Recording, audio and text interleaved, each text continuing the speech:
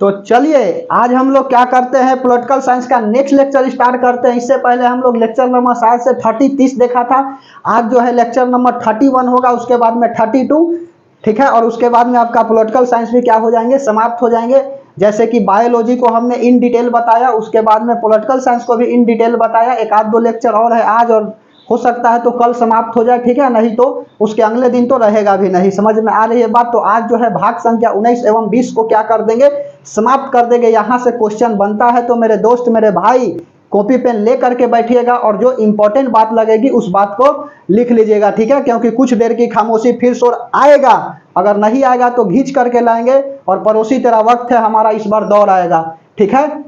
तो चलिए हेडिंग लगा लीजिएगा, भाग संख्या 19। भाग संख्या 18 को हमने बता दिया था, राष्ट्रीय आपात, राजकीय आपात और वित्तीय आपात की चर्चा हमने कर दिया था। राष्ट्रीय आपात 352, राजकीय आपात मतलब राष्ट्रपति शासन लागू हो जाएगा, आर्टिकल नंबर 356, और वित्तीय आपात जो है वह 360 में है, ठीक है। यह बात जो है हम बता दिए थे। आज जो है भाग संख्या 19 बताएंगे एवं 20 बताएंगे, ठीक है। तो हेडिंग लगा लीजिएगा आप, भाग संख्या 20, भाग संख्या 19, वेरी सॉरी।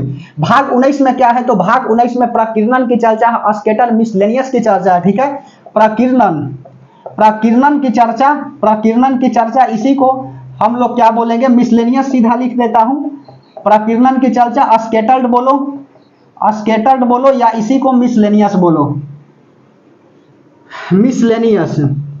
समझ में आ रही है बात? इसकी चर्चा कहां पर है, तो भाग संख्या 19 में है। संविधान के भाग संख्या 19 में है। इसी में राज्यपाल, राष्ट्राध्यक्ष और राष्ट्रपति के संरक्षण की बात कही गई है, ठीक है। भाग संख्या 19 में, इसमें ध्यान से समझते चलिएगा, आसान है। इसमें राष्ट्रपति, प्रेसिडेंट, इसमें राष्ट्रपति, राज्यपाल, राज्यपाल एवं राष्ट्राध्यक्ष, राष्ट्राध्यक्ष के संरक्षण, के संरक्षण की चर्चा की गई है, के संरक्षण की चर्चा किया गया है, किया गया है। समझ में आई बात? किया गया है। इसी में आपका अनुच्छेद नंबर कहां से कहां तक है जी, तो 361 से लिख लीजिए, 361 से 367 तक इसकी बात कही गई है। अनुच्छेद 361 से 367 तक है आपका भाग संख्या 19, ठीक है। तो अनुच्छेद नंबर 361 में क्या लिखा गया है, लिखी जो खत तुझे, ठीक है। तो अनुच्छेद नंबर 361 में लिखा गया है, राष्ट्रपति, राज्यपाल और राष्ट्राध्यक्ष के बीच जो है ना कोई न्यायालय जो है ना हस्तक्षेप नहीं करेगी, ठीक है। मतलब कि सजा की माफ की बात कही गई है, संरक्षण का बात कहा गया है। तो राष्ट्रपति, राष्ट्रपति, राज्यपाल, राज्यपाल एवं राष्ट्राध्यक्ष, राष्ट्राध्यक्ष, ठीक है, के संरक्षण की चर्चा, राष्ट्राध्यक्ष के संरक्षण की चर्चा। मतलब क्या है इसमें, संरक्षण की चर्चा, इसमें लिखा गया है कि यदि कोई राष्ट्रपति हो, ठीक है, या राज्यपाल हो, अपने पद पर है तो उस पर जो है ना मुकदमा नहीं चलाया जा सकता है, ठीक है। लिख लो बात को, नोट में क्या लिखिएगा, राष्ट्रपति, राष्ट्रपति कौमा, राष्ट्रपति हो गया, उसके बाद में राज्यपाल हो गया, राज्यपाल एवं राष्ट्राध्यक्ष, राष्ट्राध्यक्ष पर न्यायालय, न्यायालय परिवर्तनीय नहीं है, परिवर्तनीय नहीं है, ठीक है, परिवर्तनीय नहीं है। अब ऐसा नहीं कि कोई काम कर दिए, कांड कर दिए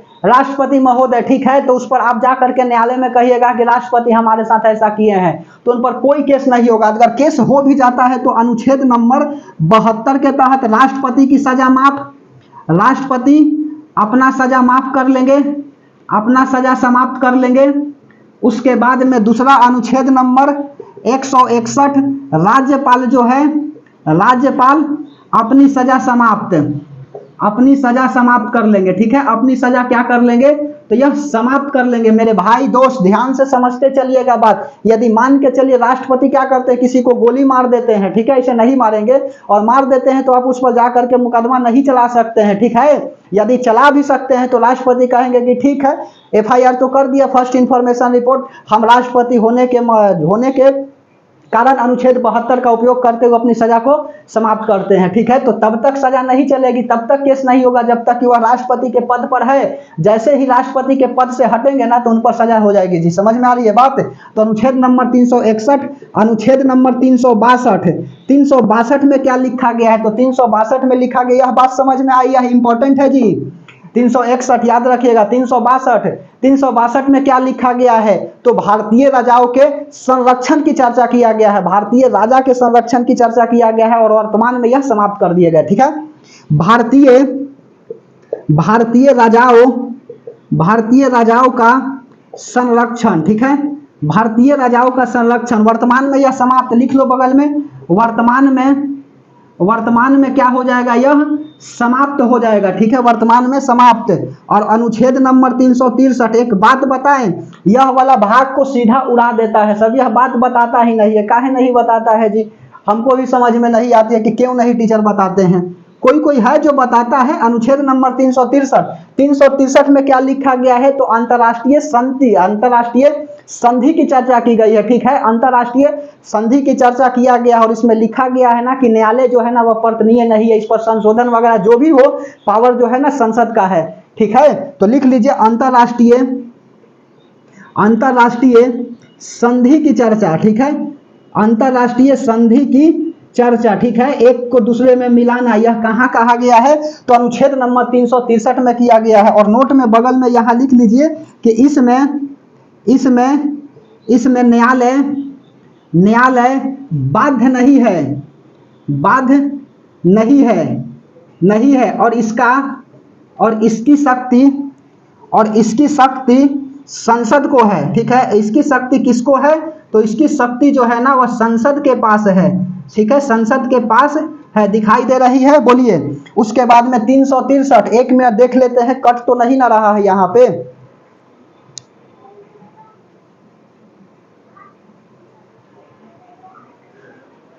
ठीक है, सब कुछ ठीक ठाक आ रही है। इसकी शक्ति संसद के पास है, मिटा दें, चलिए मिटा रहे, चलो। अनुच्छेद नंबर 363 के बाद यहाँ पर 364, ठीक है, इसको मिटा देता हूं, जगह बन जाएगी। अनुच्छेद नंबर 364 में क्या लिखा गया है, तो 364 में लिखा गया है महापतन, वायुपतन की चर्चा। ठीक है, चलिए बता दे बोल रहे, मिटा देना, ध्यान से समझते चलिएगा। अनुच्छेद नंबर 362 हो गया, 362, 363, 364।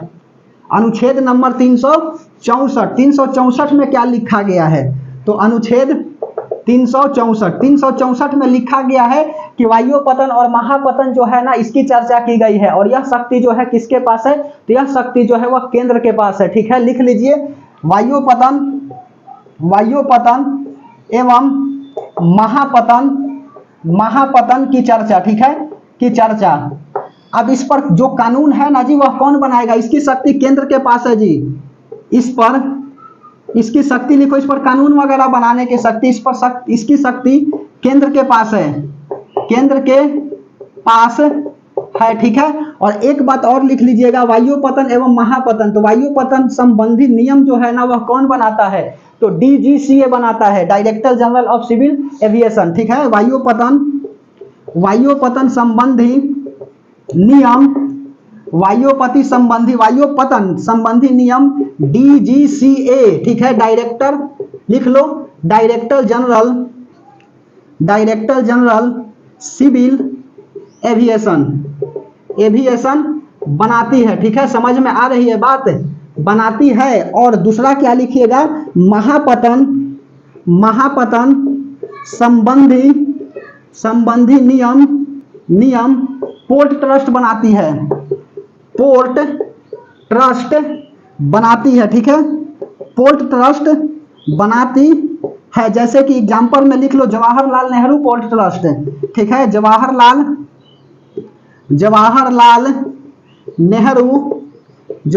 Nehru port trust. ठीक है, समझ में आई बात। तो महापतन संबंधी नियम कौन बनाता है, पोर्ट ट्रस्ट बनाता है, और वायुपतन संबंधी नियम DGCA बनाता है, director general of civil aviation. ठीक है, अब छूट गया है सिविल एविएशन, समझ में आई बात। 364 के बाद 365 में क्या लिखा गया है, दिशा निर्देश की चर्चा है जी। 364 हो गया, 365 365 में क्या लिखा गया है, तो 365 में लिखा गया है दिशा निर्देश की चर्चा। इस तरह से अनुच्छेद आपको भी याद रहना चाहिए, तभी काम होगी। अच्छा देखो, पॉलिटिकल साइंस कहाँ से पूछता है, यदि आपको पूरा 395 अनुच्छेद मालूम है, कोई कोई कहता है कि 470 को हो गया, तो उससे पूछना कि 396 बताओ आर्टिकल क्या कहता है। ठीक है, आज तक तो हम तो 395 ही पढ़े हैं, भाग आपका 12 है, समझ में आई, भाग 22 है, भाग 12 बोले, भाग जो है 22 है, अनुसूची 12 ना है, तो अभी तक तो हम इतना ही पढ़े हैं। कोई है जो 397-98 पढ़ा होगा तो अलग बात है।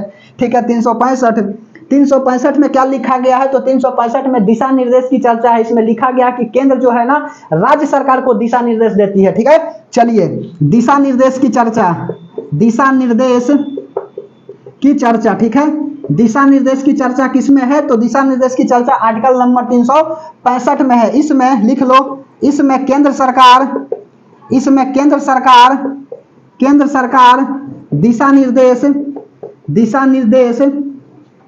केंद्र सरकार दिशा निर्देश राज्य सरकार को देती है, राज्य सरकार को देती है और नहीं मानने पर, पूर्ण विराम नहीं लगेगा जी, जब और लगाएंगे तो हिंदी की शुद्धता। ठीक है, देती है और क्या लिखोगे, निर्देश नहीं मानने पर, और निर्देश नहीं मानने पर क्या होगा, आर्टिकल नंबर 356 के तहत राज्य में राष्ट्रपति शासन लागू हो जाएंगे। ठीक है, और निर्देश नहीं मानने पर अनुच्छेद 356, यह बात बताए हैं जी। ठीक है, अनुच्छेद 356 के तहत राज्य में राष्ट्रपति शासन लागू हो जाएगी। ठीक है, लागू हो जाएगी, समझ में आई बात। यदि कोई मान के चले राज्य सरकार अपनी मनमानी करने लगा, ठीक है, तो आर्टिकल नंबर 356 के तहत सीधे राष्ट्रपति शासन लागू हो जाएगा, मुख्यमंत्री की पावर जा। ठीक है, समझ में आई बात है। तो यह दिशा निर्देश की चर्चा आर्टिकल नंबर 365। उसके बाद में आर्टिकल नंबर 366, इसमें एंग्लो इंडियन की परिभाषा की चर्चा किया गया है। इसी में जो है ना ऋण, ट्रस्ट, ड्राफ्ट, यह सब की बात किया गया है। ठीक है, चलिए मिटा दें। आर्टिकल नंबर 365 के बाद 366 एंग्लो इंडियन की परिभाषा, आर्टिकल नंबर 366 एंग्लो इंडियन की परिभाषा, ध्यान से समझते चलिए। इतना बार बोलते हैं ना जी कि पढ़ते पढ़ते याद हो जाना चाहिए। ठीक है, चलिए मिटा दिए। अब आर्टिकल नंबर लिख लीजिए 366। थोड़ा सा आज तो तेज पढ़ाएंगे तभी जाकर के यह भाग समाप्त होगा। ठीक है, भाग संख्या 20 बहुत बड़ा है जी। अनुच्छेद नंबर 366 में क्या लिखा गया है, तो 366 में लिखा गया है एंग्लो इंडियन की परिभाषा। ठीक है, एंग्लो इंडियन की परिभाषा आर्टिकल नंबर 366। ठीक है, लिख लो एंग्लो इंडियन की परिभाषा, ससुर के एंग्लो इंडियन की परिभाषा। ठीक है, एंग्लो इंडियन की परिभाषा किसमें लिखा गया है, आर्टिकल नंबर 366। इसमें ऋण, ठीक है, ऋण हो गया, उसके बाद में ड्राफ्ट हो गया, उसके बाद में कर्ज हो गया। ठीक है, ईटीसी की चर्चा, इसमें ऋण, ड्राफ्ट, कर्ज की चर्चा है। ईटीसी कर दो की चर्चा है, समझ में आई बात, की चर्चा है। उसके बाद में और क्या लिखिएगा, एंग्लो इंडियन क्या होता है, तो एंग्लो इंडियन होता है कि जब हमारा भारत देश गुलाम था तो अंग्रेज यहाँ पर क्या कर रहे थे, राज कर रहे थे, और भारतीय महिला से शादी कर ली और उसके बाद में चले गए, तो जो बाल बच्चा हुआ ना वही एंग्लो इंडियन कहलाया। ठीक है, जनरली यूरोप देश को देख करके किया जाता है। ठीक है, यूरोप में यह लागू होती है ना एंग्लो इंडियन की परिभाषा। और अनुच्छेद नंबर 367, ठीक है, 367 में क्या लिखा गया है, तो 367 में इंटरप्रिटेशन की चर्चा है, निर्सित की चर्चा है। ठीक है, लिख लो निर्सित की चर्चा, ठीक है, निर्सित की चर्चा, इंटरप्रिटेशन की चर्चा। ठीक है, इंटरप्रिटेशन की चर्चा किसमें है, तो आर्टिकल नंबर 367 में। और यहाँ पर क्या हो जाता है, आपका भाग संख्या 19 जो है ना वह समाप्त हो जाते हैं। समझ में आई बात, भाग संख्या यहाँ पे क्या हो जाता है, 19 समाप्त हो जाता है। एकदम ध्यान से बना रहिएगा। ठीक है, अब चलिए हम भाग संख्या 20 को बताते हैं। मिटा दें, हेडिंग लगा लीजिएगा भाग संख्या 20, संशोधन की चर्चा। ठीक है, भाग संख्या 20 में क्या लिखा गया है, तो भाग संख्या 20 में लिखा गया है संशोधन। ठीक है, संविधान में संशोधन कैसे होगा, समझ में आ रही है बात, तो ध्यान से समझिएगा, इस भाग से क्वेश्चन बनेगा ही बनेगा। मिटा दे, भाग संख्या 19 समझ में आ गई, बोलिए हेडिंग लगा लीजिए क्या, तो भाग संख्या आप 20। ठीक है, भाग संख्या 20 में लिखिए संशोधन की चर्चा। ठीक है, संशोधन की चर्चा। अब 2 और भाग बचेगा, कल वाला क्लास में समाप्त कर देंगे। ठीक है, पॉलिटिकल साइंस भी समाप्त। फिर हिस्ट्री एक तरफ से, उधर से तो केमिस्ट्री स्टार्ट करबे किए हैं। ठीक है, चलिए ध्यान से समझते चलिएगा। आर्टिकल बोल रहे भाग संख्या 20, भाग संख्या 20 में संशोधन की चर्चा, संशोधन, ठीक है, यह ना संशोधन, एमेंडमेंट, संशोधन की चर्चा। ठीक है, एमेंडमेंट का डिस्कशन है जी किसमें, भाग संख्या 20 में, अनुच्छेद नंबर 368, बस 368, समझ में आई बात, केवल 368 में चर्चा है। संशोधन की चर्चा, यह पहला बात कहां से लिया गया है, तो यह संशोधन जो है ना दक्षिण अफ्रीका के संविधान से लिया गया है। इंपॉर्टेंट बात, सवाल पूछा हुआ, पहला क्वेश्चन ही पूछा हुआ है जी।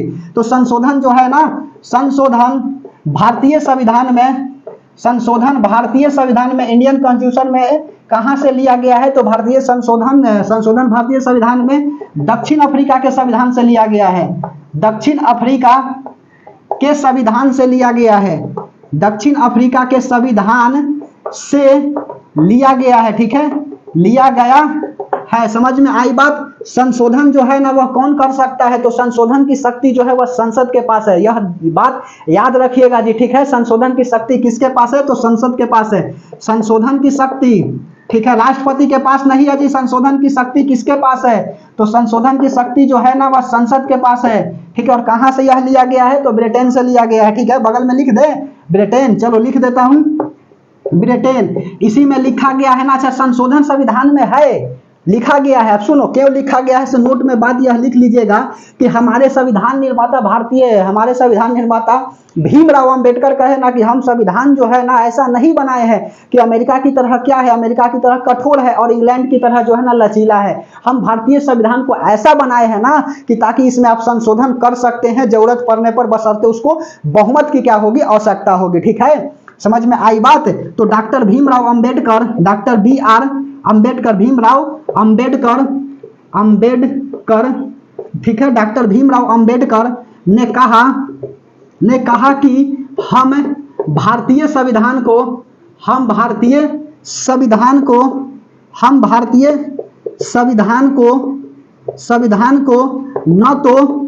न तो USA United state of America, ठीक है, न तो USA के तहत हार्ड बनाया, हार्ड का मतलब कठिन, USA के तहत कठिन बनाया है, USA के तहत कठिन बनाया है, और न ही इंग्लैंड ब्रिटेन, न ही इंग्लैंड के तरह लचीला बनाया है। ठीक है, लचीला बनाया है। यहां से लिखो पैराग्राफ चेंज करके, हम भारतीय संविधान को बहुत अच्छे तरीके से ढाले हैं, बहुत अच्छे तरीके से बनाया है और इसमें संशोधन किया जा सकता है, और इसमें संशोधन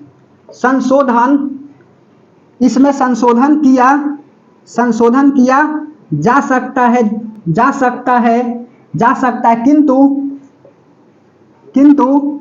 किंतु बहुमत की आवश्यकता होगी,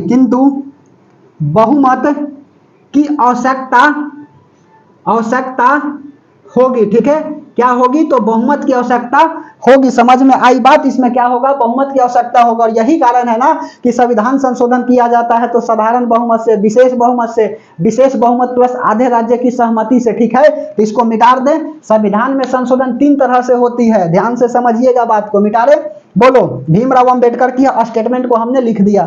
ठीक है, चलिए, तो भारतीय संविधान में संशोधन जो है ना वह 3 तरह से होती है। कैसे कैसे होती है से ध्यान से समझिएगा। ठीक है, सहजन कुमार केस में क्या बोला गया, संशोधन से ही संबंधित था।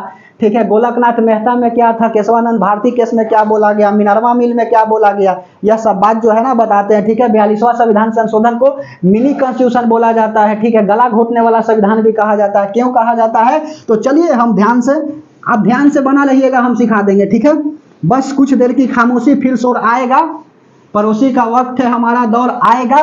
ठीक है, चलिए, तो हमारे भारतीय संविधान में संशोधन 3 तरह से होती है। लिखो, भारतीय संविधान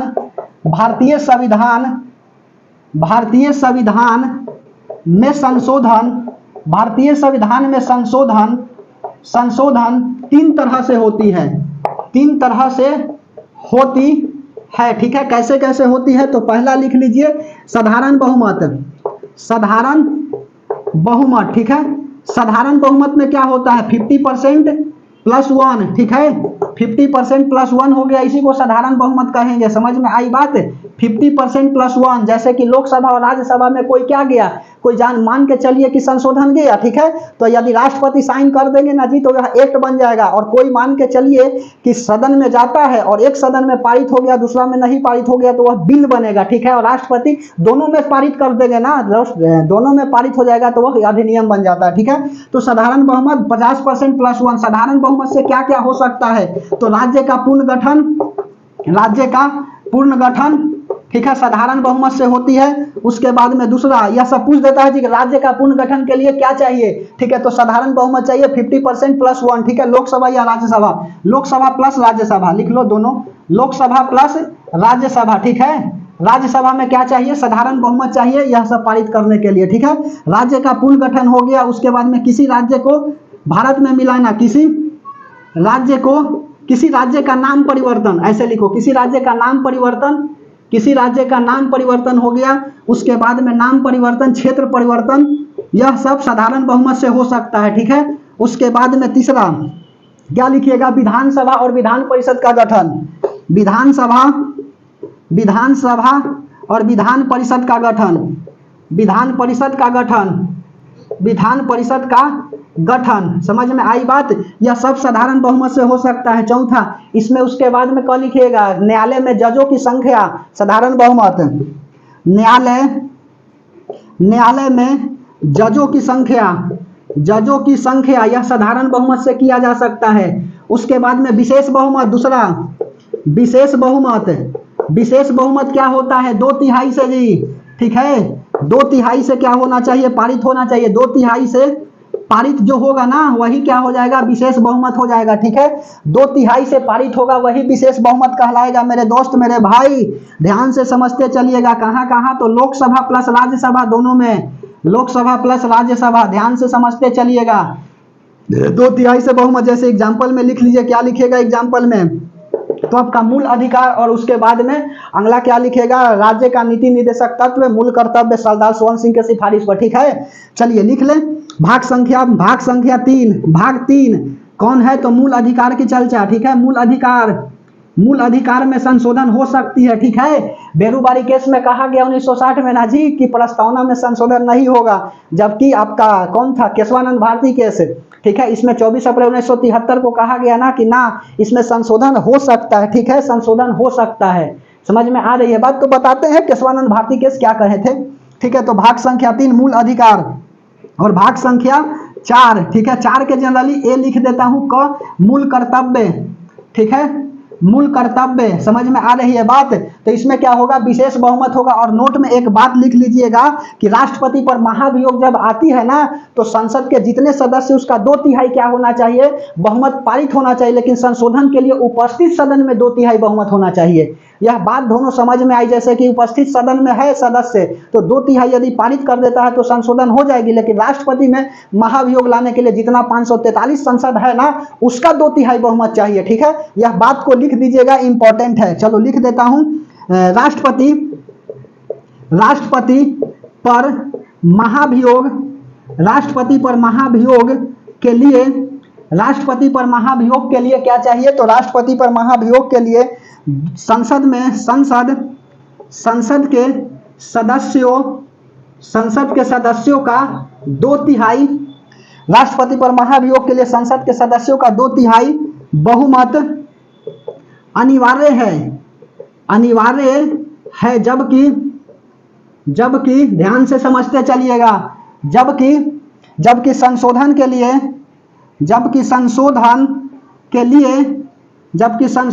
लिए 2/3 सदस्यों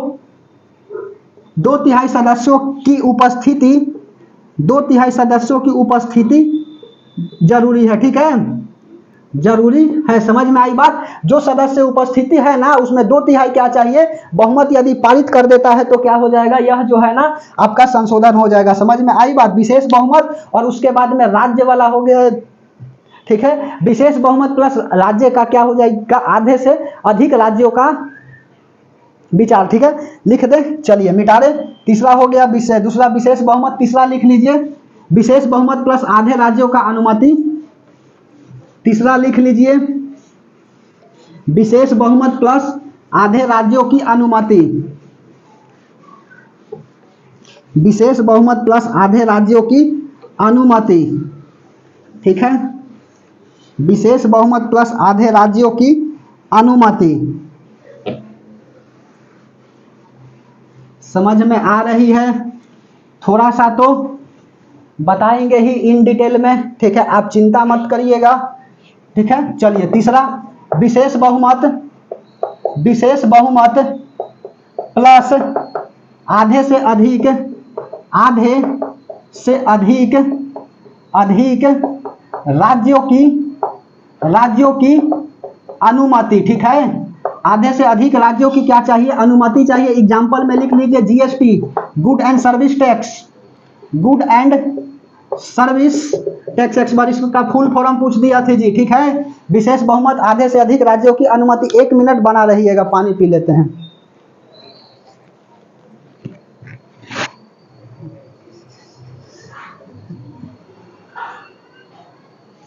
बहुत इतना ज्यादा गर्मी है ना जी,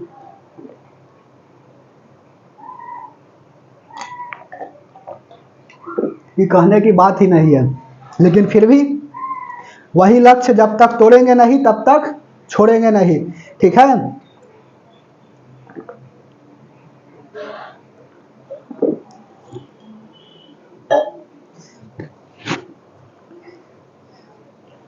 चलिए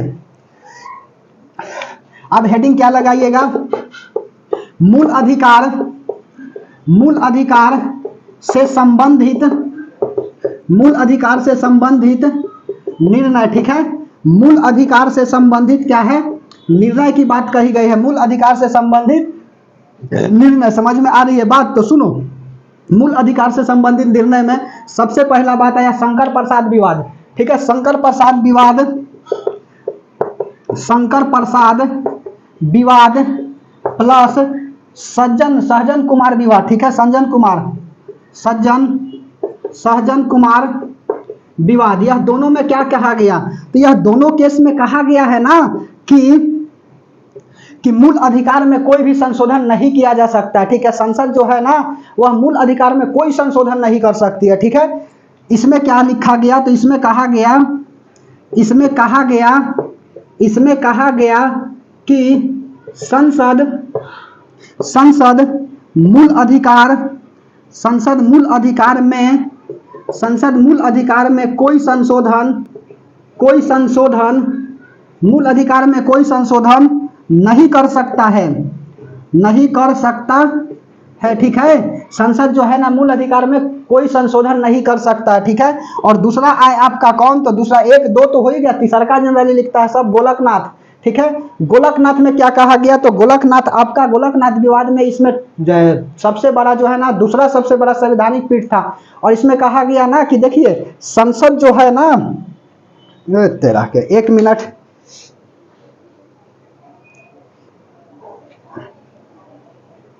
इतना ना गर्मी है कि खैर चलिए, जो पसीना से नहाएगा वह इतिहास बदलेगा, जो पानी से नहाएगा वह लिबास बदलेगा। समझ में आई बात, बोलिए। तो इसमें क्या कहा गया, यह लिख लो, क्या था, गोलकनाथ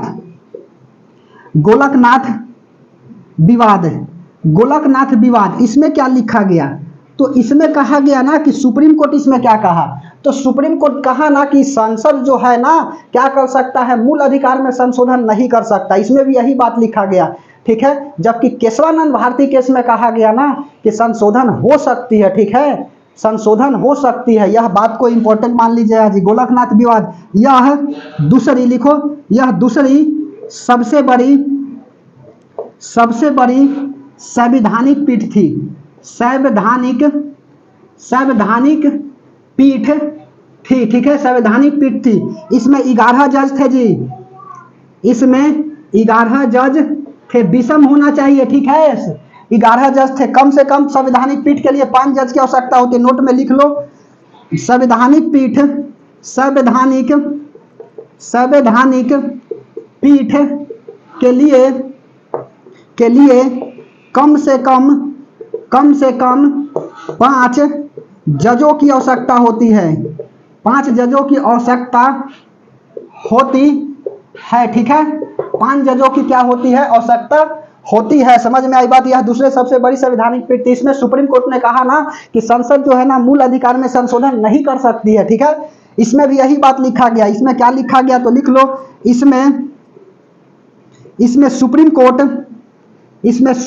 ने कहा, इसमें सुप्रीम कोर्ट ने कहा, इसमें यह दोनों कह दिया कि संसद संशोधन नहीं करेगा, इसमें सुप्रीम कोर्ट कहेगा। इसमें सुप्रीम कोर्ट ने कहा कि संसद मूल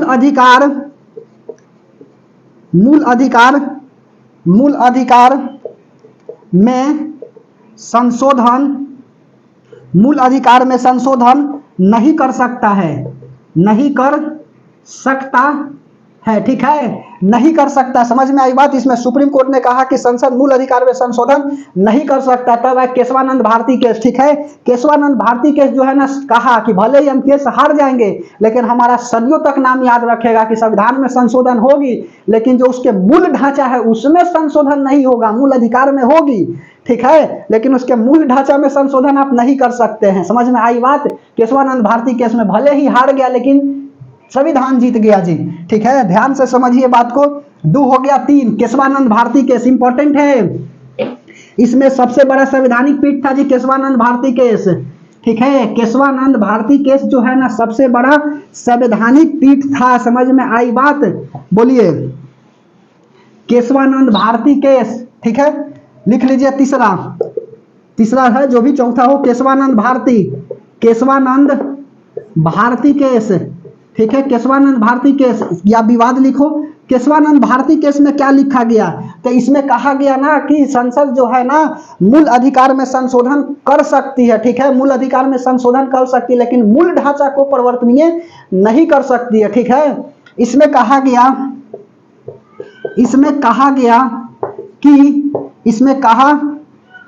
कि क्या कहा गया तो इसमें कहा गया कि मूल अधिकार में संशोधन हो सकती है, ठीक है। मूल अधिकार में संशोधन, इसमें कहा गया कि मूल अधिकार में संशोधन हो सकती है लेकिन संविधान के मूल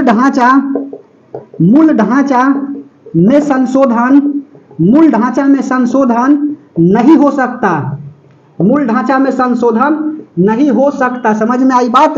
और इसीलिए क्या हुआ, संविधान का 39वां संविधान संशोधन बताएंगे कुछ महत्वपूर्ण संशोधन।